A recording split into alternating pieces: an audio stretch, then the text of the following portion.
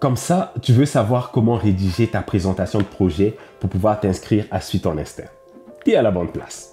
Je m'appelle Aimé Premier, je suis le complice officiel du défi et mon rôle, c'est d'être ton meilleur ami, d'être la personne qui va t'accompagner, t'encourager, te motiver et t'aider à réussir pendant tout ce processus. Alors, je vais te montrer comment rédiger ton document de présentation de projet.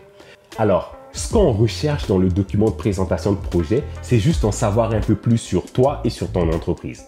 On a tous été à l'école, on a tous appris à rédiger, à faire des petits rapports. On ne veut pas un document complet, un plan d'affaires avec des projections financières, des tableaux, des graphiques, des projections complexes. C'est vraiment pas ce qu'on recherche. Dans cette vidéo, je vais quand même te proposer une méthode. Si tu veux l'utiliser, il n'y a aucun problème.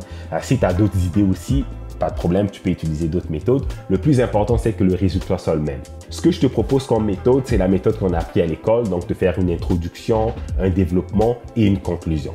Dans l'introduction, je te recommande de commencer par te présenter toi en tant que futur entrepreneur et commencer à présenter ton idée de projet. Tu peux parler un peu d'où t'es venu l'idée, quel problème tu as vu en Mata Uni que tu veux résoudre avec ton entreprise. Dans le développement, c'est là que tu vas vraiment aller dans les détails du projet. Donc, tu vas dire où est-ce que tu veux implanter ton entreprise. Ton entreprise consistera à offrir quel produit, quel service, à quelle clientèle cible.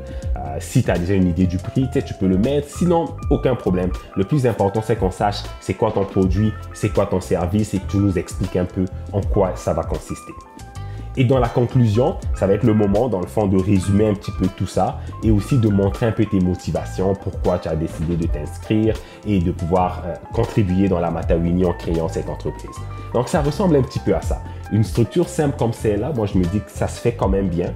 Une introduction, un développement avec 2-3 points et une conclusion. Ça te prend à peu près 1 heure et c'est bon.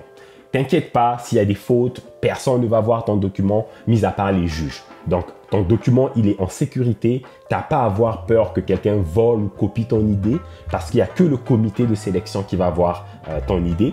Et aussi, personne ne va le publier sur Internet. Donc, t'en fais pas, juste mets tes idées sur le document. Puis après, tu peux nous envoyer le document Word ou un document Canva ou un PDF. Il n'y a aucun problème. Tu peux nous transmettre ton document sans problème.